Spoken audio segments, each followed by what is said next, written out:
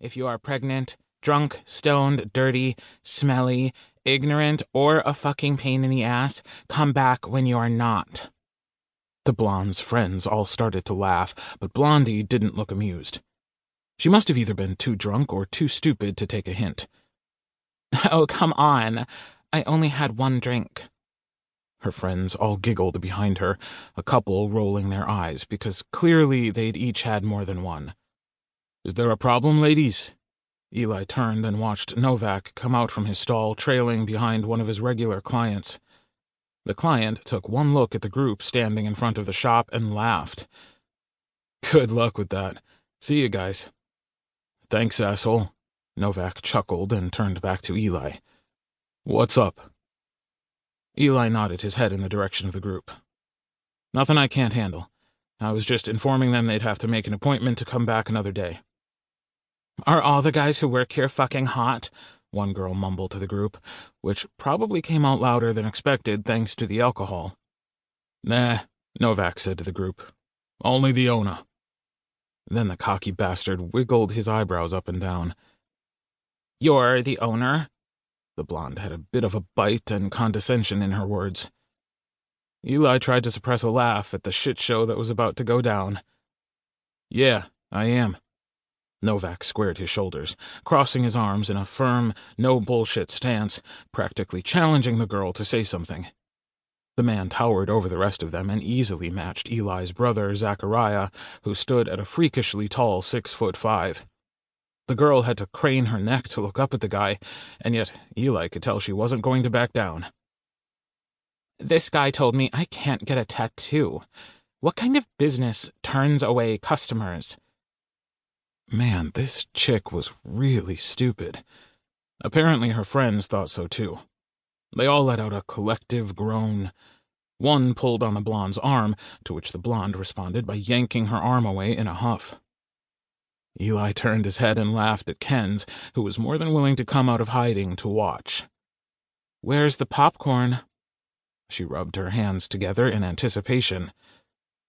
Novak looked completely unimpressed. "The kind that doesn't need business from bored, drunk-off-their-ass college girls with daddy's money," he replied, and the deep timbre of his voice left no question. He was pissed. "I'm not. Come on, Steph, let's go." Her friends seemed to be running out of patience. "Fine. Who needs a tattoo from some creep who stares at your tits anyway?"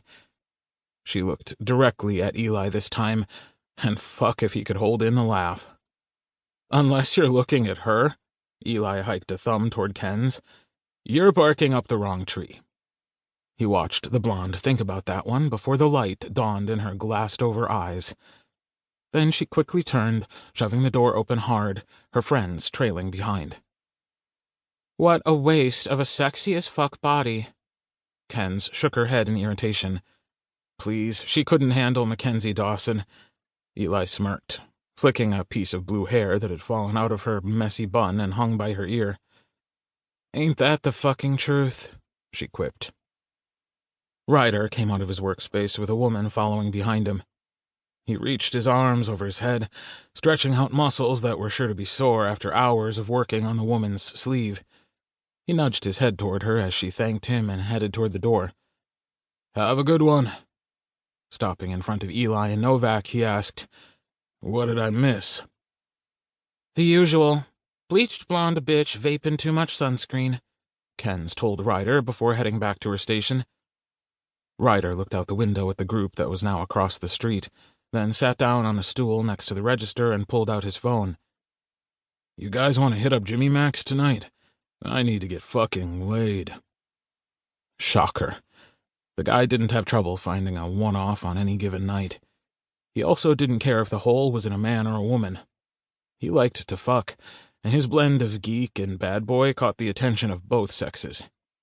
Hell, even when Eli was hired 2 years ago, he'd taken notice of the guy. Ryder had been with Incubus going on 4 years. He'd upped the geek since Eli started working there, with his blonde hair side-parted and slicked back, and his classic black-framed glasses. Of course, he'd upped the ink, too. "What else is new?" Eli scrubbed a hand over his face.